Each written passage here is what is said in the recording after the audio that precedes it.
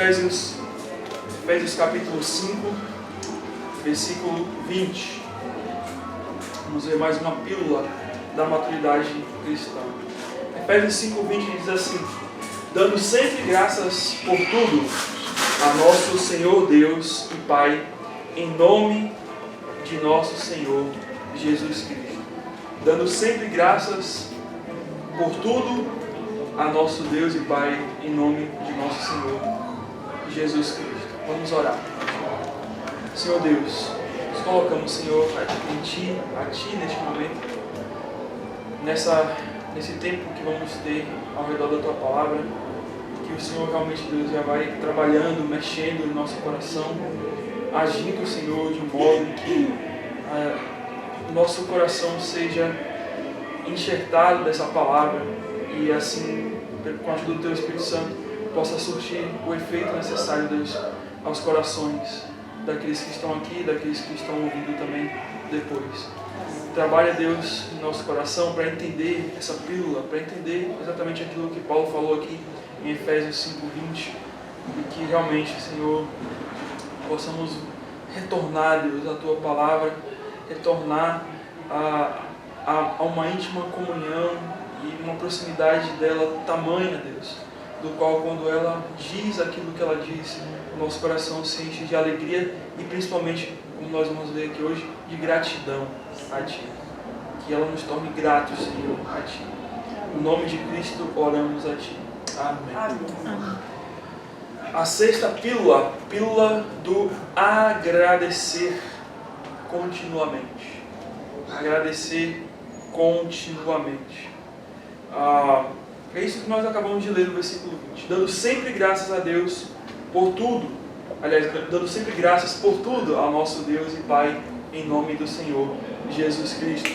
Essa sexta pílula, a pílula de agradecer a Deus continuamente, ela faz parte aí, né, juntamente com a pílula anterior que nós estudamos, de adorar de coração, como um dos efeitos do que nós falamos ali sobre ser cheio do Espírito. Se eu sou cheio do Espírito, vou adorar ao Senhor de todo o meu coração, mas também esse coração de adorador vai ser um coração grato a Deus. Eu vou me portar com gratidão diante desse Deus. O Gusk, ele vai dizer que aquele que é cheio do Espírito também será cheio de ações de graças. Um coração que sempre faz reivindicações não anda de mãos dadas com o Espírito Santo. E quando Paulo escreve, irmão, exatamente isso aqui, a gente imagina que talvez no meio dos irmãos ali em Éfeso, né, eles talvez tinham alguma dificuldade com relação a ser gratos a Deus. Talvez pela questão de perseguição, das suas lutas diárias e pessoais, que desmotivavam o coração e iam minando esse mal chamado a ingratidão, não a gratidão.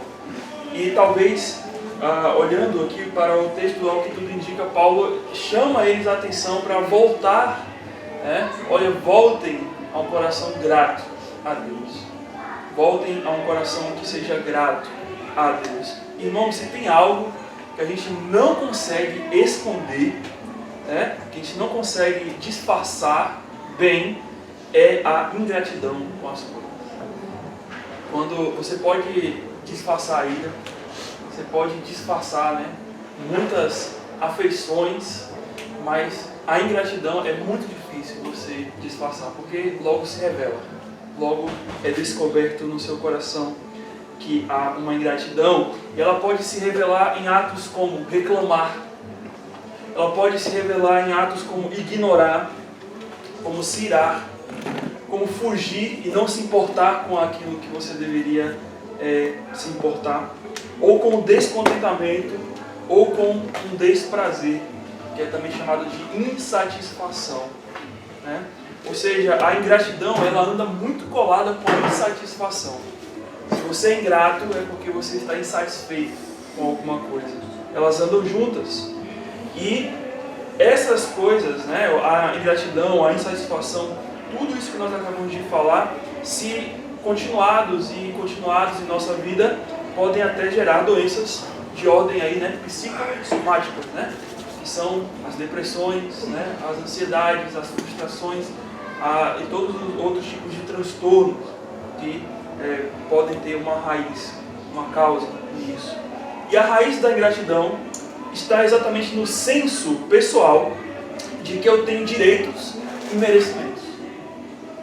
Nós nos tornamos ingratos porque exatamente nos voltamos para essa ideia de que eu tenho direito, eu tenho merecimento, e de que esses direitos e merecimentos eles não podem ser violados. Ou seja, quando esses direitos e merecimentos são violados, então isso me contraria e eu entro num quadro de insatisfação.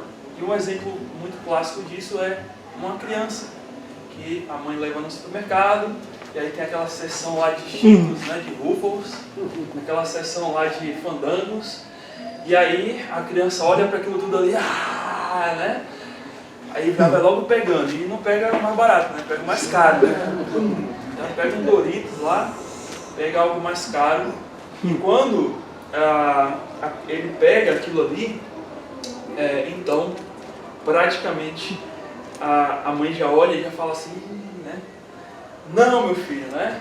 Coloca de volta lá, a mãe não tem como comprar isso e tal, e vai dando os argumentos, até um ponto, o que a criança geralmente faz? Tá bom, mãe. Né? Faz isso? Não, né? Totalmente o oposto, né? Então, quando você vê alguma criança gritando no mercado, você já sabe.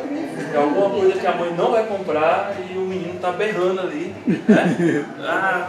Esbravejando, se jogando no chão. Né? Bora matar! Sabe? Então, isso daí é o efeito da ingratidão. Porque a criança falou, eu sou merecedor do Fandangos, né? Do Cheetos, do Doritos. Mas por que meu pai não quer me dar? Né? Eu mereço isso! E aí, quando é frustrado, quando é violado aquele merecimento, né, que ela acha que tem o merecimento, então ela se espernia, ela se esbraveja e ela age com ingratidão. Né? Ela não é grata pelo não que a sua mãe deu, né, dificilmente. E assim nossa vida, irmãos. Às vezes a gente não sai chorando e gritando por aí, né, esbravejando, né, o pessoal vai chamar de doido, né, grandão, adulto já fazendo isso, mas a gente age assim no nosso coração. Talvez não nessa proporção, nesse tamanho como uma criança, mas a gente reclama, né? A gente fecha a cara, né? O nosso semblante já muda quando a gente é frustrado com coisas que você olha para você, olha para a sua justiça própria e diz, eu mereço, eu merecia e por que eu não tenho? Né? Então temos exemplos bíblicos aí de personagens que tinham que tiveram um pezinho lá na ingratidão e como isso causou problemas graves.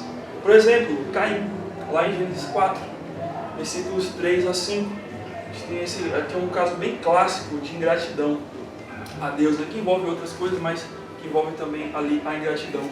Aconteceu que no fim de uns tempos trouxe Caim, do fruto da terra, uma oferta ao Senhor. Abel, por sua vez, trouxe das primícias do seu rebanho e da gordura deste. Agradou-se o Senhor de Abel e da sua oferta, ao passo que de Caim e da sua oferta não se agradou. E aí, irou-se, né? Ou seja, a palavra ali, irar-se, é ficar inflamado, né? Ou vermelho, de raiva.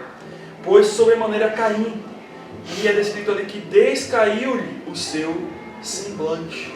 O seu rosto, né, ficou abatido por causa daquilo. E Caim tinha muitos problemas em seu coração. Né?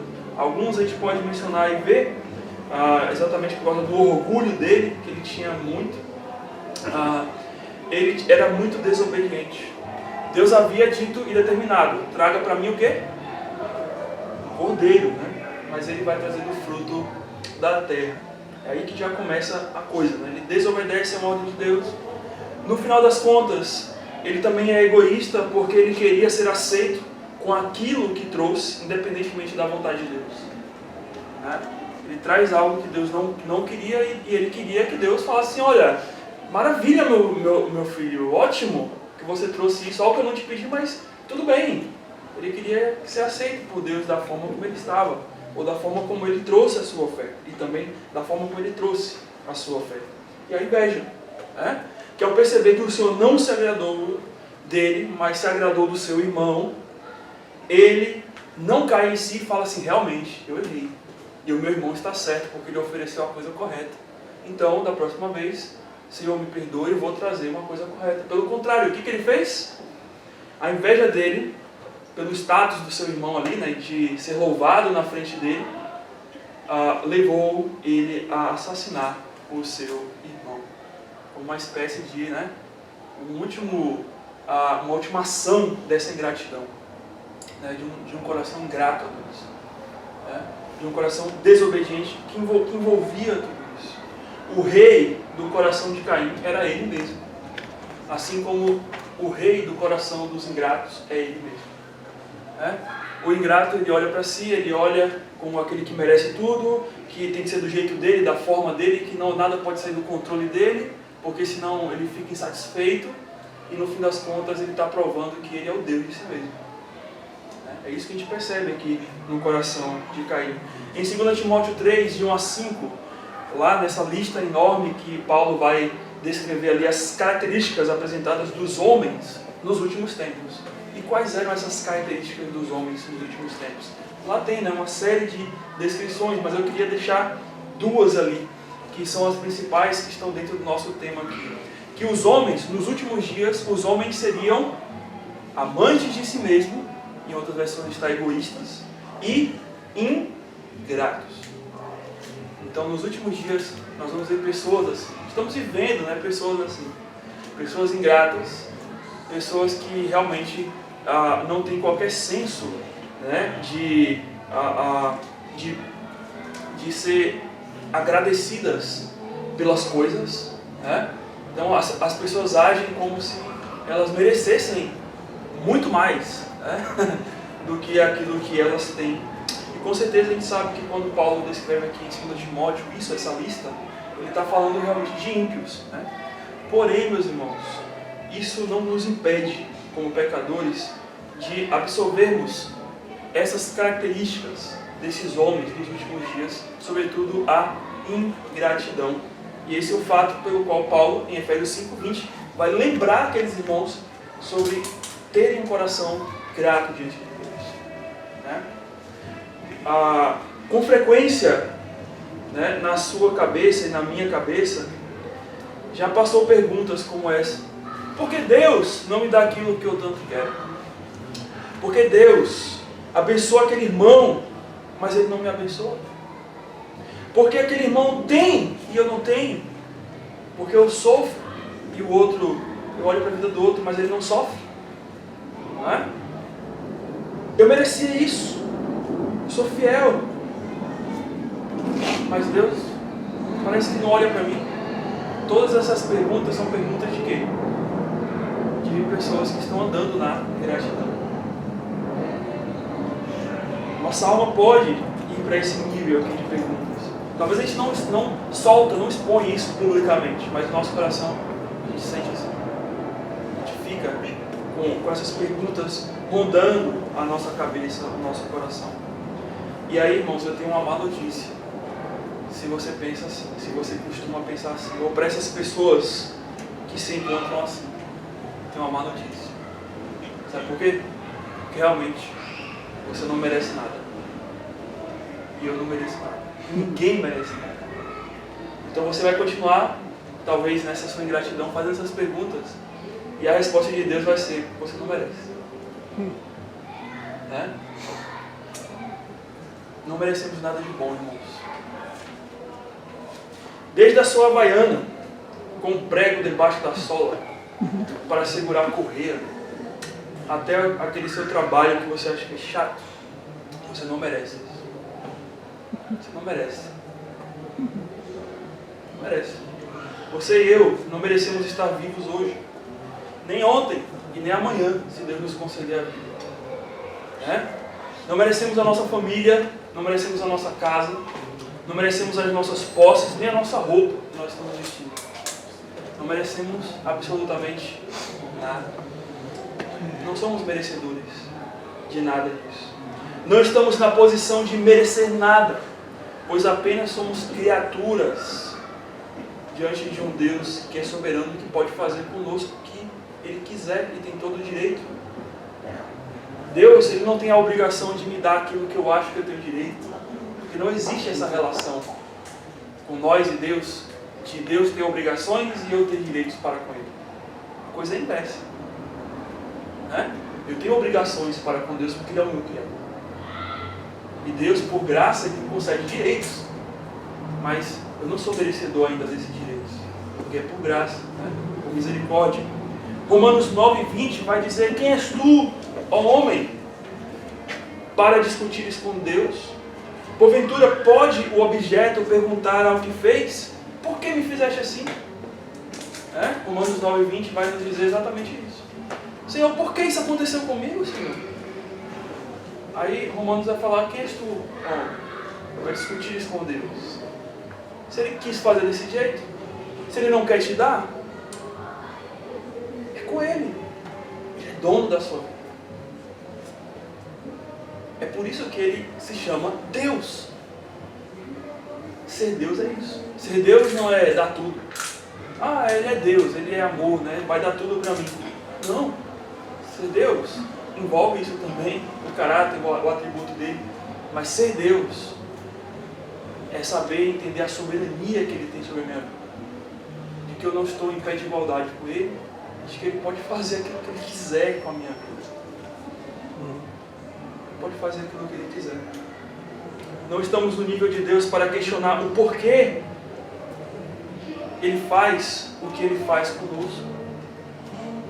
Como criaturas desse Deus, isso deve exatamente causar aquilo que talvez deve estar no teu coração agora: temor. Nossa, mas que Deus é esse? Causa temor. Porque é esse Deus que nós conhecemos nas Escrituras. Esse é um Deus soberano sobre tudo. Aquilo que Ele faz, Ele não precisa perguntar. Ele não tem conselheiro, né? Ele não toma as suas decisões baseadas naquilo que você acha, que você pensa, mas Ele toma as decisões baseadas na vontade. Na vontade. A gente vai daqui a pouco ler um pouquinho mais sobre isso. Mas se existe, irmãos, talvez existe algo que merecemos como pecadores, né? A palavra de Deus nos diz, e é o quê? A morte eterna. Se tem algo que você merece, que eu mereço, é a morte eterna. Romanos 3:23 vai dizer: pois todos pecaram e carecem da glória de Deus, e separados, né? E carentes estão da glória de Deus. Em Romanos 6:23 vai nos dizer que porque o salário do pecado é a morte. O fato de que nós morremos fisicamente, mas aqui não só a morte física, mas a morte espiritual, o fato de sofrermos e morrermos no final prova que somos pecadores, e que no final o pagamento, o merecimento pela sua vida como um pecador é a morte. Então note como uma coisa, a morte física e eterna, né, é o que nós como pecadores merecemos. Porém, por outro lado, aí tem um outro lado. Sabemos que esse Deus, ao mesmo tempo que Ele é soberano, Ele é também o quê? Misericordioso. E isso não é uma obrigação de Deus. Mas a gente não entende isso. Ah não, Deus, para Ele ser Deus, tem que ser misericordioso. Se ele não quisesse exercer a sua misericórdia, Ele deixaria de ser Deus? Não. Mas Ele quis, pela sua vontade, exercer a sua misericórdia para com as nossas vidas. E é aí que vem o lado. É aí que vem o lado de que esse Deus, eu devo temer a Ele, mas ao mesmo tempo eu tenho que olhar com Ele, olhar para Ele e falar assim: ó Senhor, como o Senhor é maravilhoso. Como o Senhor não vai me dar aquilo que eu merecia, que era a morte eterna, mas o Senhor vai me dar a vida eterna, que é o que exatamente os versículos ali de Romanos 6 e Romanos 3 vai nos dizer. Romanos 6:23 vai completar, né? Porque pois todos os pecados, porque o salário do pecado é a morte, mas tem um mais. E esse mais né? De um lado você vê a soberania de Deus, né? Como pecadores, Deus sendo Deus soberano e justo, Ele nos condena por causa dos nossos pecados. Só que mais E esse mais aqui é o alívio. Né? Esse mais aqui é quando a gente fala assim: obrigado, Deus. Eu não merecia isso, mas o Senhor me concedeu. Mas ele termina: mas o dom. Note que ele fala dom, né? Que é um presente merecido. Dom, a palavra grega quer dizer isso, é presente. Ele não fala assim, mas o merecimento. Ele não fala isso. O merecimento, ele fala, mas o dom gratuito de Deus. Ele até é redundante, né? Porque se você ganha um presente é de graça, né? Realmente a gente, quando ganha um presente, a gente fala, faz uma redundância, né? Eu ganhei esse presente de graça, né? Eu ganhei de graça, né? Se você ganhou é de graça, né? Mas ele aqui é redundante para dizer isso, que olha, é um presente, e esse presente é gratuito ainda, né? Dá mais força. No grego eles utilizam palavras assim, redundantes para poder trazer a força da linguagem. Mas o dom gratuito de Deus é a vida eterna em Cristo Jesus, nosso Senhor. Ou seja, a misericórdia de Deus. Ele que não merecia, aliás, que não tinha qualquer obrigação para conosco de nos salvar ou de fazer qualquer coisa para nós, porque não temos merecimento qualquer. Ele decidiu nos chamar e demonstrar todo o seu amor e a sua misericórdia, nos concedendo o principal de tudo aqui, a vida eterna, através do seu Filho, Jesus Cristo. Em Romanos 3:24, vai continuar dizendo ali, depois de Romanos 3:23, né? Pois todos pecaram e carecem da glória de Deus. Aí ele vai, de novo, mas sendo justificados gratuitamente, por sua graça. Note a redundância de novo, né? Gratuitamente, por sua graça. E ele completa, mediante a redenção que há em Cristo Jesus. E é exatamente isso que o Senhor nos mostra na sua palavra. A misericórdia é Deus não nos dando o que merecemos, ou seja, a morte eterna. Já a graça é Deus nos dando o que merecemos, que é a vida eterna. Né? A misericórdia de Deus, ou seja, a misericórdia é Deus não nos dando o que merecemos. Ele age com misericórdia. O que nós merecemos? A morte eterna. Mas Ele tem misericórdia, tem compaixão de nós e não nos dá aquilo que merecemos, que efetivamente merecemos, que é a morte eterna. Mas a graça de Deus é Deus nos dando aquilo que não merecemos. O que não mereceríamos? A vida eterna. Esse é um conceito que alguém já trouxe, né, a respeito do que significa misericórdia e do que seria graça. Na carta ele vai dizer que os cristãos devem agradecer a Deus pelo que Ele é e pelo que Ele fez por meio do seu Filho Jesus Cristo, Salvador e Senhor deles. O nosso Deus, irmãos, já nos deu tudo ao entregar seu Filho para morrer, pagando o preço dos nossos pecados, para que não mais fôssemos para a condenação eterna, mas sim para a vida eterna. E aí, voltando aqui para Efésios 6:20, o que é uma havaiana com um prego debaixo da sola, diante da salvação imerecida que Deus te deu? Ou o que são aquelas panelas velhas que você faz comida no seu fogão porque você não tem muitas vezes dinheiro para poder comprar novas que você tanto queria? Ou que são aquelas roupas que você ainda usa desde a sua mocidade, né? Desde a sua juventude você está usando ela. Você já está ficando velho e está usando aquelas roupas que você usava lá de antigamente, porque você às vezes não tem condição para poder comprar roupa. Ou que é aquele emprego que você tanto reclama, né? Do seu chefe. Ou que são aqueles poucos recursos que você tem do seu emprego, o salário, para sustentar a sua família diante dessa salvação grandiosa que você tem. E o que é aquela estética corporal que você tanto se compara com os outros e se acha feio por causa disso ou daquilo outro. Ah, porque meu olho é assim, porque eu tenho isso, porque eu tenho aquilo outro, porque eu sou assim, meu dedo do pé virado, né? E você sofre e reclama e é ingrato a Deus exatamente por causa dessas coisas, né? O que são as doenças ou os infortúnios da vida, se você tem a Jesus Cristo e está aguardando a vinda dele para te levar ao céu? Você já tem tudo. que você não merecia, você tem. Então não precisa de mais nada. Mas ainda Deus é bom, né? Que nos concede ainda muito mais coisas do que não merecíamos. Se Ele nos salvasse e nos tirasse a vida, ótimo já. Mas ainda Ele nos deixa aqui ainda, né? Para poder servir a Ele, né? Tem um plano dele na nossa vida durante esse tempo de peregrinação nessa terra. E ao longo desse tempo, você se veste bem, você come todos os dias, Deus está cuidando de tantas coisas que você nem pensa, nem imagina, de tantas situações, Deus já está provendo. Quando você está preocupado, Deus já está ali, calma, já tem a solução para isso. E você se preocupa e fica ingrato. Romanos 8,31 vai, abre lá em Romanos 8,31. Irmãos. E aí você depois, 31 e 32. Depois, toda vez que a ingratidão bater na porta do seu coração, lembra de Romanos 8, 31 e 32. Tá bom?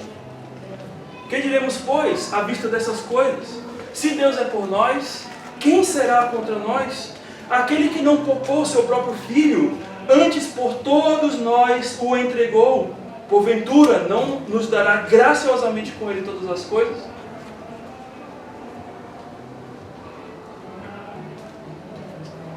Você não acha que se Deus não poupou seu próprio filho para morrer por mim e por você, o que seria Ele te dar uma sandália nova? O que seria Ele te abençoar com um emprego melhor? O que seria Ele te conceder as coisas que rondam no seu coração e que você se perturba tanto? Ele não poupou nem o próprio filho por nós. Ele não precisava fazer isso. Você não acha que Ele não vai cuidar, está cuidando de todas as coisas? Ele está. Por isso, show de gratidão. Show de gratidão. Porque você é ingrato, ou eu, nós somos ingratos a Deus por essas pequenas coisas, diante da grande salvação que Ele nos proporcionou. Se algo, irmãos, que precisamos nos queixar mesmo, né, e ser ingratos, tem uma coisa na Bíblia do qual nós precisamos viver com ingratidão. Ou se queixando. Sabe qual é? Está lá em Lamentações 3, 39 e 40. Que diz assim: de quem se queixa, pois, o homem vivente? Queixe-se cada um dos seus próprios pecados. Essa deve ser a sua queixa maior da sua vida. Senhor, por que eu pequei? Senhor, me livra disso. Me tira, Senhor, desse esfriamento no meu coração que o pecado está trazendo. Que aquele pecado, aquele outro, que isso me leva. E ele termina o versículo 30 dizendo: esquadrinhemos o nosso caminho, experimentemo-los e voltemos para o Senhor. Então, não é só se queixar, né? É você se queixar, mas também tomar a atitude de, Senhor, de voltar para Deus e de entregar a Ele os seus pecados para que Ele trate e cuide. Por isso, irmãos, todo cristão deve ser grato a Deus, porque Ele já tem tudo. Paulo está exatamente mostrando isso para aqueles irmãos ali. Sempre dê graças a Deus por tudo, em nome do Senhor Jesus Cristo. E a palavra no versículo 20, lá em Efésios, né? Vamos voltar lá para Efésios 5, 20. A palavra, quando diz assim: dando sempre graças. A palavra graças aqui, né? O dando graças. A raiz, né? A palavra em si é a palavra eucaristos, que tem a raiz realmente na palavra caris, né? Que é graça, ou seja, ser bem agradecido, né? Eucaristos eu é bem ou bom, né? No grego, né? Por isso que é evangelho, né? Evangelion, né? As boas novas. Então eucaristos é a boa graça, ou ser bem agradecido, ou sentir-se bem agraciado. É a ideia de alguém que vê a vida com gratidão. A ideia de que alguém que olha para tudo ao seu redor e vê como que foi agraciado. Como que as coisas que estão vindo sobre a vida dele, traz uma certa graça, uma satisfação. E Paulo ele vai expor aqui, para aqueles irmãos ali, para nós, como nós devemos expressar essa gratidão, esse ser bem agraciado, né? Diante aqui desse versículo de Efésios 5:20. E Paulo vai dizer que devemos expressar a nossa gratidão em todo o tempo. Quando ele fala assim, dando sempre graças a Deus. Dando sempre graças a Deus. Paulo chama aqueles irmãos de Éfeso a darem contínuas expressões de gratidão à pessoa de Deus. E a palavra sempre aponta para uma contagem de tempo ininterrupta. Sempre é sempre. Visto que cada segundo que vivemos é Deus que mantém e sustenta a nossa vida. Com certeza a gente não vai ficar toda hora assim, obrigado Deus, obrigado Deus, obrigado Deus, obrigado Deus, obrigado Deus. Paulo não está falando disso, né? De agradecer a Deus sempre, todo momento, toda hora, né? Se fizer isso na rua, o pessoal vai ser doido. Não é isso. Mas a questão é o seu coração, para tudo que você está fazendo é Senhor, muito obrigado. Muito obrigado por esse dia, Senhor. Está frio, mas eu vim na tua casa. Muito obrigado, porque a palavra esquentou meu coração. Né? É nisso. É a todo instante, tudo que você está fazendo, em todo momento, você sentir-se agraciado por Deus. Porque Deus lhe proporcionou aquilo. É isso que nos acontecerá quando nós somos dominados pelo Espírito Santo, ou cheios do Espírito. Não nos cansaremos de ter uma mente que se recorda da boa vontade de Deus. O rei Davi ele expressa isso lá no Salmo 30, versículo 11 a 12.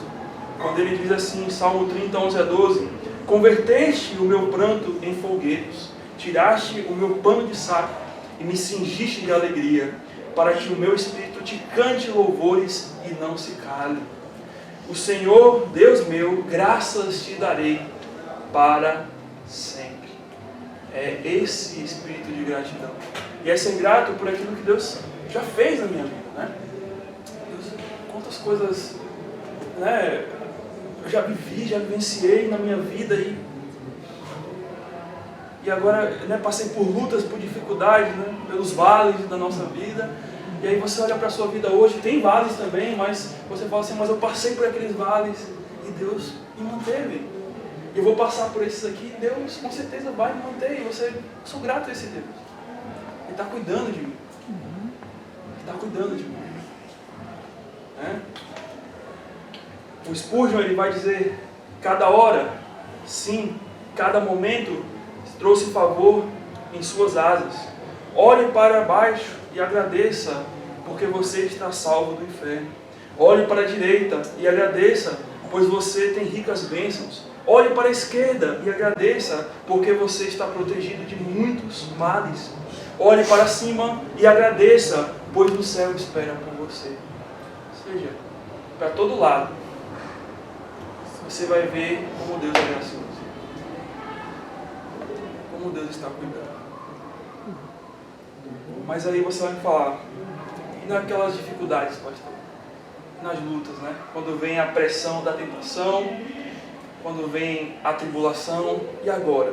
Paulo vai falar, e vai dizer assim, dando sempre graças por tudo. Ele não diz, dando sempre graças por aquilo que você achar que foi bom. Por aquilo que você achar que realmente, olha, Deus caprichou agora. Né? Não, mas ele fala, dando sempre graças a Deus por tudo. Ou seja, eu tenho que expressar minha gratidão em toda situação. Paulo não chama os Efésios a agradecerem a Deus apenas pelas situações boas, por bênçãos recebidas ou por um grande livramento que Deus nos deu, mas também pelas situações complicadas, mas e até mesmo confusas da nossa vida. Quando a gente não entende por que está acontecendo isso? Por que isso agora? Agradeça a Deus. A nossa tendência, irmãos, é achar que as situações difíceis que ocorrem em nossa vida fugiram do plano de Deus, quando na verdade tudo isso está contribuindo para o bom crescimento no relacionamento com o Senhor. Nada está fugindo do plano de Deus. Na vida de um cristão, mais ainda. Mais ainda. Por quê? Porque se nem o filho dele lhe poupou por nós, você não acha que ele está cuidando de outras coisas? É? Se ele planejou, se ele traçou, olha, eu vou salvar aquele ali, eu vou salvar aquela ali, você não acha que as outras coisas ele não está controlando? Tá? Se ele planejou que o filho dele morresse por mim, você não acha que ele planejou os percalços e as lutas que iriam acontecer na minha vida para de algum modo me instruir, trazer um bom benefício para a minha vida, até mesmo nessas situações complicadas? Com certeza. 1 Tessalonicenses 5,18 vai nos dizer exatamente isso. Em tudo dai graças. E ele vai dizer, por quê? Por que eu tenho que dar graças em tudo? Em todas essas situações? Porque esta é a vontade de Deus em Cristo Jesus para convosco. O ônibus que foi perdido na ida ao trabalho.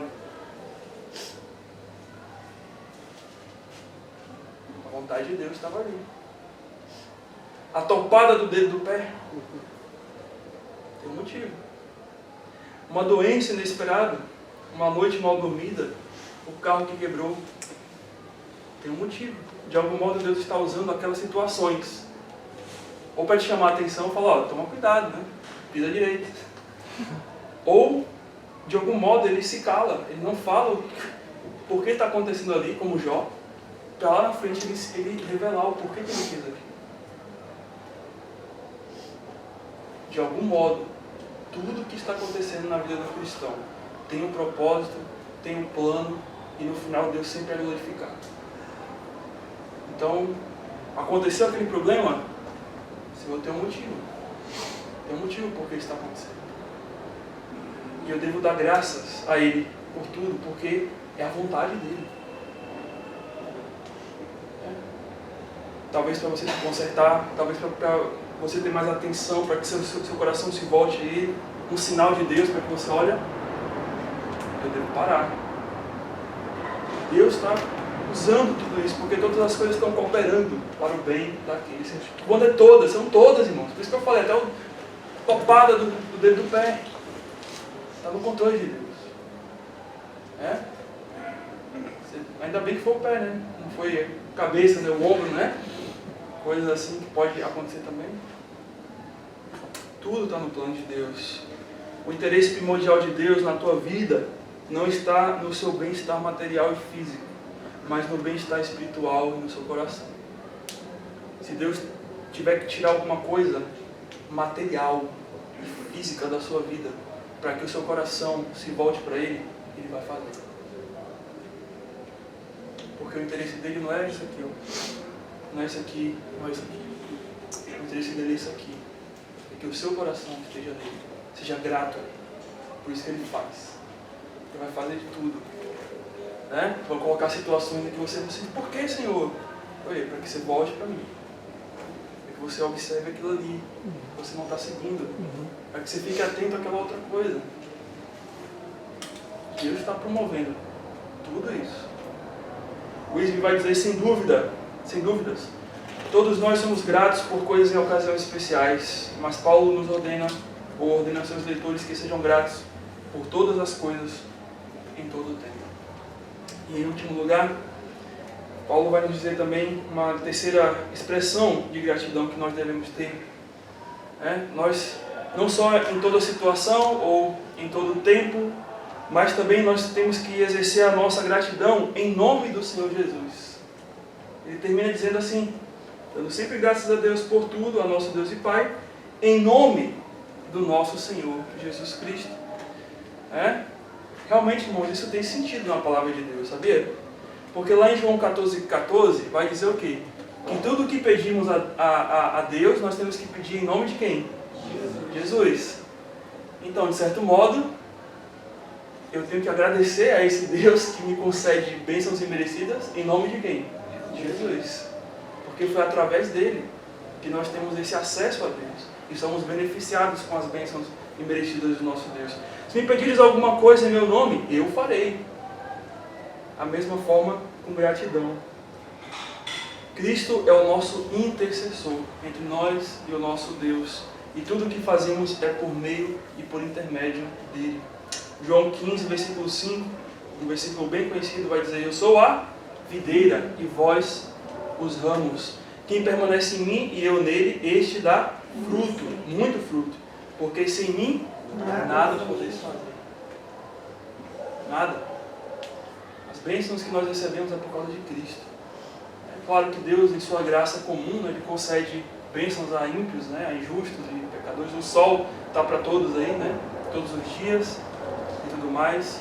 Mas o crente, ele tem essa certeza de que tudo aquilo que ele recebe por intermédio de Cristo. Principalmente as bênçãos espirituais.